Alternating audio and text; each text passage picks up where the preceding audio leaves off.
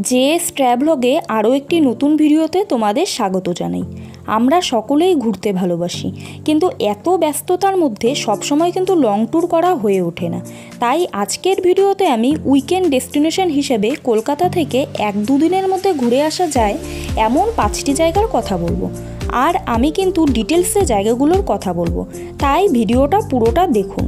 আর ভালো লাগলে like, share ও subscribe করতে কিন্তু ভুলবেন না। তাহলে শুরু করা যাক। প্রথমেই যে জায়গাটির কথা বলবো সেটি হলো ঘাটশিলা। পাহাড়, নদী, ঝর্ণা, জঙ্গল সব কিছু মিলিয়েই এই ঘাটশিলা। উইকেন্ড ট্রিপের জন্য কিন্তু বেস্ট জায়গা। এখানে আসলে আপনাদের খুবই ভালো লাগবে, আর সারা সপ্তাহের ক্লান্তি কিন্তু নিমেষেই দূর হয়ে যাবে। ঘাটশিলা আসার জন্য আপনি হাওড়া স্টেশন থেকে ট্রেন ধরবেন আর এসে নামবেন ঘাটশিলা স্টেশনে। 2 দিনের ছুটি হাতে নিয়ে আসলেই কিন্তু আপনার ঘাটশিলা ঘোরা হয়ে যাবে। আর ঘাটশিলাতে আপনি যেই জায়গাগুলো ঘুরে দেখবেন সেগুলি হলো ঘাটশিলা রঙ্কিনী মন্দির, সুবর্ণরেখা রিভার সাইড, গৌরীকুঞ্জ, বুরুডি বাঁধ ইত্যাদি। আর খরচ পড়বে পার হেড 4 থেকে 5,000 টাকা। উইকেন্ড ট্রিপ হিসাবে কিন্তু বালাসোরও একটি খুব সুন্দর জায়গা। বালাসোর অবস্থিত উড়িষ্যা রাজ্যে। বালাসোরও কিন্তু ঘুরে দেখার জন্য আপনাদের হাতে 2 দিন সময় রাখলেই যথেষ্ট। বালাসোর আসার জন্য আপনারা হাওড়া স্টেশন থেকে ট্রেন ধরবেন আর এসে নামবেন বালাসোর স্টেশনে।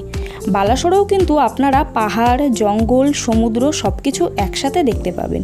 খুবই সুন্দর একটি জায়গা। তাহলে বালাসোরে মেন যেই জায়গাগুলোতে ঘুরে দেখবেন সেগুলি হলো জগন্নাথ দেবের মন্দির, পঞ্চলিঙ্গেশ্বর মন্দির, চন্দনেশ্বর মন্দির ইত্যাদি।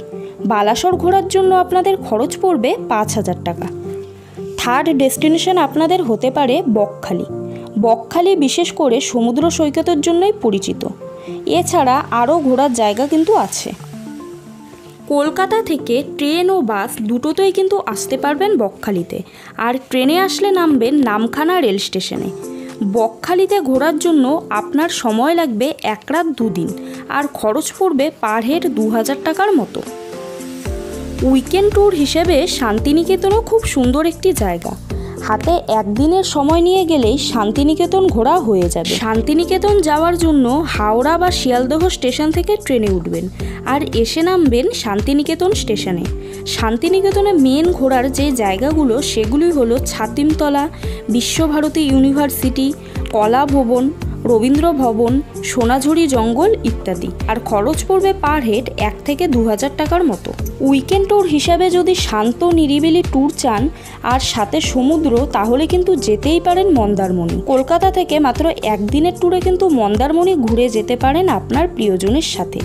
মন্দারমণি ট্রেন ও বাস দুটোতেই যেতে পারবে। ট্রেনে গেলে গিয়ে নামবেন কাথি বা রামনগর স্টেশনে। সেখান থেকে গাড়ি ভাড়া করে চলে যাবেন মন্দারমণিতে। মন্দারমণি ঘোরার জন্য আপনার খরচ পড়বে পার হেড 3,000 টাকার মতো।